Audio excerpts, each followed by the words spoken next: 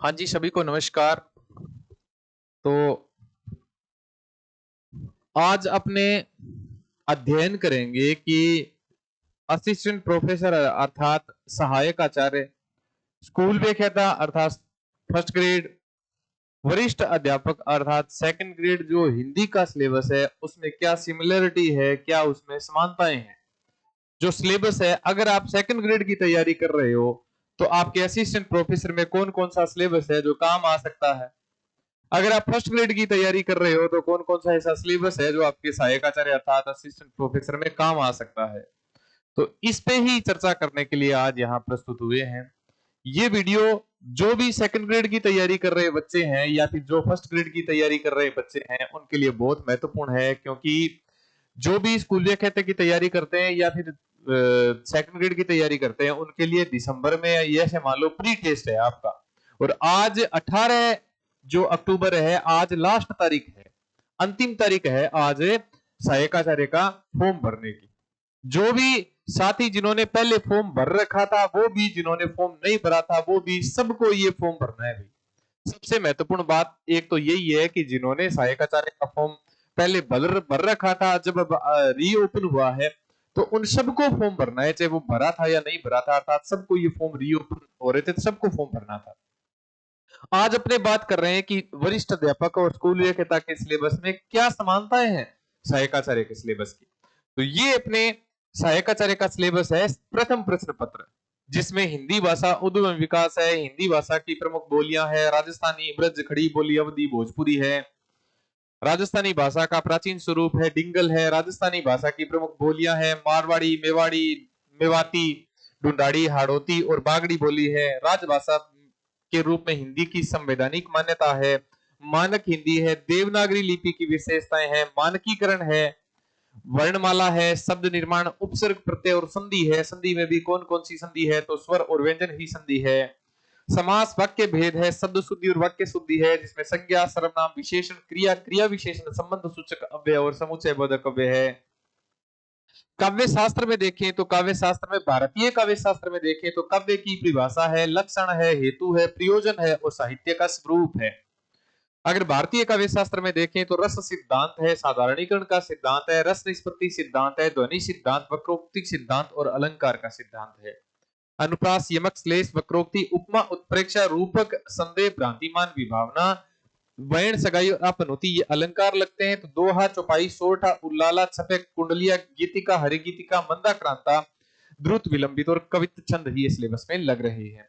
अगर पाश्चात्य काव्य शास्त्र में देखें तो प्लेटो का काव्य सिद्धांत है, अरस्तु के 3 सिद्धांत लग रहे हैं, अनुकरण, विरेचन और त्रासदी। लोजेनस का उदात्तवाद लग रहा है। क्रोचे का विवेचना सिद्धांत लग रहा है।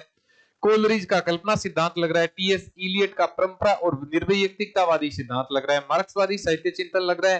पोस्ट मॉडर्निज्म लग रहा है और डीकंस्ट्रक्शन लग रहा है।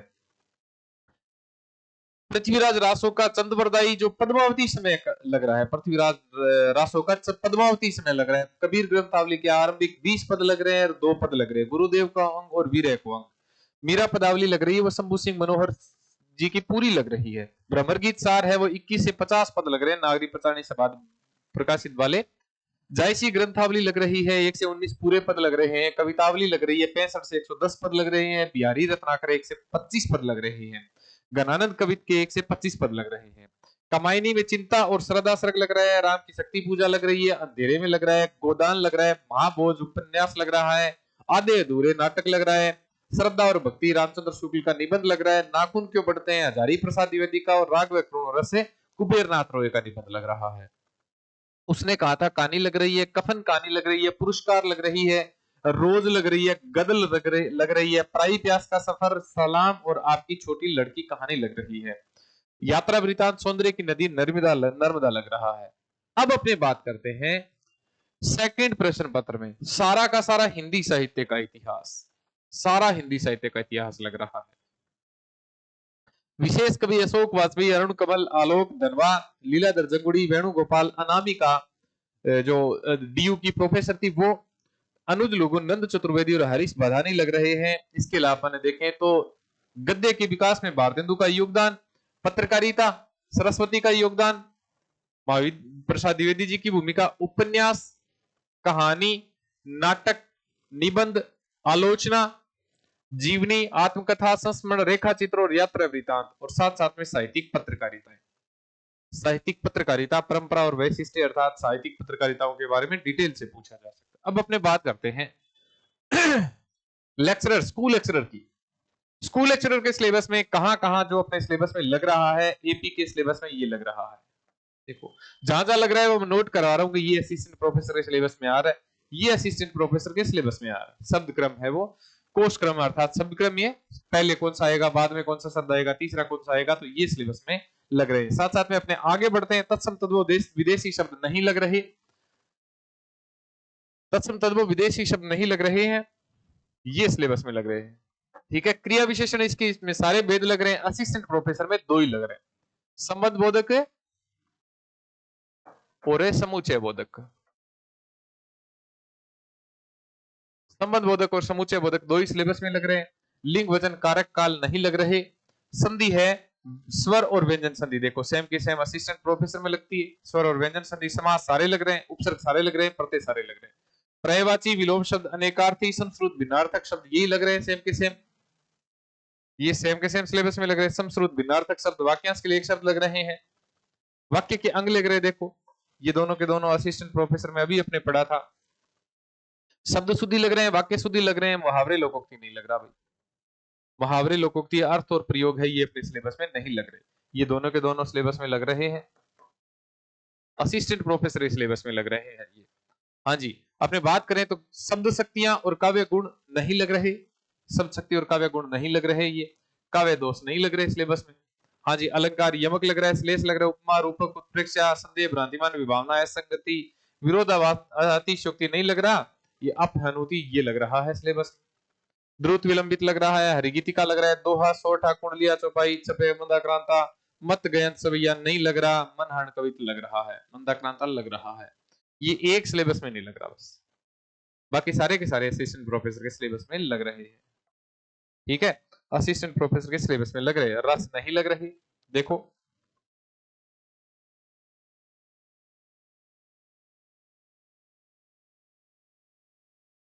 ये जो सिलेबस में है,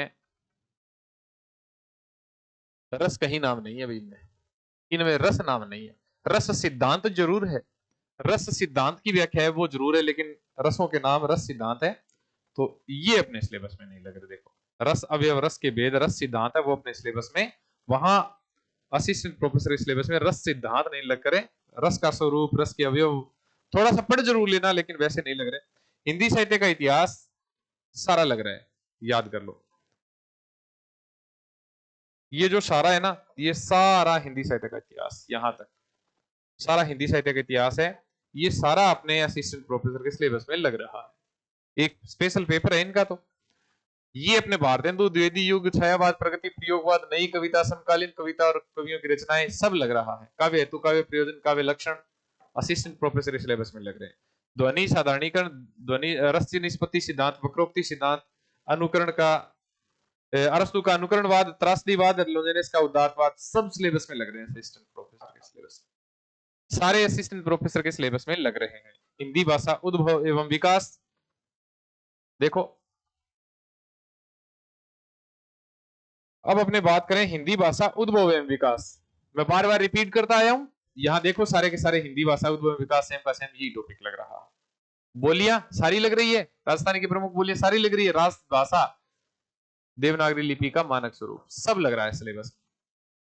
तो श्याम सुंदर दास प्रारंभिक 5 अंक लग रहे हैं इसमें, असिस्टेंट प्रोफेसर में 2 अंक लग रहे हैं, इसमें प्रारंभिक 10 पद लग रहे हैं, वहां 20 पद लग रहे हैं, ये अंतर है। यहां 5 लग रहे हैं, वहां 2 लग रहे हैं। देखो यहां 10 पद ज्यादा हो गए और 3 अंक है वो कम हो गए। देखो ऐसे है, ये असिस्टेंट प्रोफेसर का सिलेबस है। सहायकाचार्य जायसी ग्रंथावली, सहायकाचार्य नागमती वियोग खंड असिस्टेंट प्रोफेसर में लग रहा है। रामचरित मानस का तुलसीदास, ये अपने सिलेबस में नहीं लग रहा। तुलसीदास का जो बालकांड है वो अपने सिलेबस में नहीं लग रहा असिस्टेंट प्रोफेसर में। उसमें क्या लगता है, तो उसमें तो कवितावली लगता है भाई, उसमें क्या लग रहा है, तो कवितावली लग रहा है। ब्रह्मर गीत सार सूरदास का प्रारंभिक 20 पद है, उसमें कहा है 21 से 50, ये अंतर है दोनों में। अगर बिहारी रत्नाकर है, ये 25 दो असिस्टेंट प्रोफेसर में लग रहे हैं और ये 25 दो स्कूल व्याख्याता में लग रहे हैं। घनानंद कविता है, देखो इसमें प्रारंभिक 10 संद लग रहे हैं और उसमें आरंभिक 25 संद लग रहे हैं, 25 संद या 25 पद लग रहे हैं, इसमें कितने लग रहे हैं तो 10 लग रहे हैं। ये अपने अंतर है, 15 ज्यादा हो गए। मैथिली शरण गुप्त का साकेत है, ये अपने असिस्टेंट प्रोफेसर के सिलेबस में नहीं लगता भाई, असिस्टेंट प्रोफेसर के सिलेबस में ये नहीं लगता। मैथिली शरण गुप्त का नवम सर्ग है, ये नहीं लगता। ये देखो ये राम की शक्ति पूजा असिस्टेंट प्रोफेसर के सिलेबस में लगती है। ये आपका बंटी नहीं लगती, लेकिन कफन कहानी लगती है, पुरस्कार कहानी लगती है, पुरस्कार और कफन दोनों कहानी लगती है भाई। हाँ जी, ये दोनों के दोनों असिस्टेंट प्रोफेसर के सिलेबस में लगती है एपी में। एपी नोट कर देता हूं मैं। ये गेगरिन कहानी लगती है, गदल कहानी लगती है, ये दोनों के दोनों लगती है। चंद्रगुप्त नाटक नहीं लगता भाई। ये तो नया पोर्शन है, ये तो सिलेबस में असिस्टेंट प्रोफेसर के सिलेबस में नहीं है। ये जो भाग है शिक्षण शास्त्र है, ये अपने सिलेबस में नहीं है। असिस्टेंट प्रोफेसर के सिलेबस में अपने बात करें सेकंड ग्रेड की, इसमें क्या है कि थोड़ा सा क्या है कि फोंट है, वो फोंट कमजोर है, तो मैं साथ में आपको लिख के बता दूंगा, जैसे बोल के भी बता दूंगा, लिख के भी बता दूंगा। ये स्वर और व्यंजन है, ये असिस्टेंट प्रोफेसर के सिलेबस में लगते हैं। बात करें अपने सीनियर टीचर अर्थात वरिष्ठ अध्यापक परीक्षा की, वरिष्ठ अध्यापक सेकंड ग्रेड के पेपर में ऐसा कौन सा सिलेबस है जो असिस्टेंट प्रोफेसर से मेल खाता है? आप बहुत भाग्यशाली हो भाई, बहुत ज्यादा भाग्यशाली हो कि आपके जो सेकंड ग्रेड में सिलेबस लग रहा है वो भी असिस्टेंट प्रोफेसर में मिलता जुलता है, जो आपके फर्स्ट ग्रेड में सिलेबस लग रहा है वो भी असिस्टेंट प्रोफेसर के मिलता जुलता है। हमारे तो 9 से 12 किताबें लगती थी सेकंड ग्रेड में, तो फर्स्ट ग्रेड में आते तो सिर्फ 12वीं की किताब रह जाती और असिस्टेंट प्रोफेसर में आ जाती, तो उनसे कोई मतलब ही नहीं था।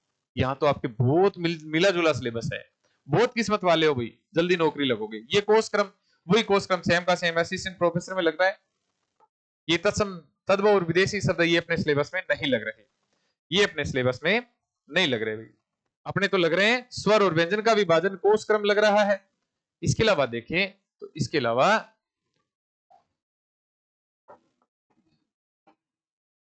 ये संज्ञा है, ये सर्वनाम है, विशेषण है, क्रिया है, और ये क्रिया विशेषण के भेद है। वहां 2 लग रहे हैं, यहां सारे लग रहे हैं, लेकिन लग रहे हैं ये सारे के सारे, ये नहीं लगते। लिंग वचन काल एवं कारक ये सिलेबस में नहीं लगते। संधि लगती है स्वर और व्यंजन संधि, स्वर और व्यंजन संधि, ये स्वर और व्यंजन संधि असिस्टेंट प्रोफेसर में लगती है, ये स्वर और व्यंजन संधि स्कूल लेक्चरर में लगती है। ये समास लग रहे हैं, उपसर्ग लग रहे हैं और प्रत्यय लग रहे हैं। समास है, उपसर्ग है और प्रत्यय है, याद कर लेना इनको। ये प्रयवाची विलोम शब्द अनेकार्थी शब्द नहीं लग रहे।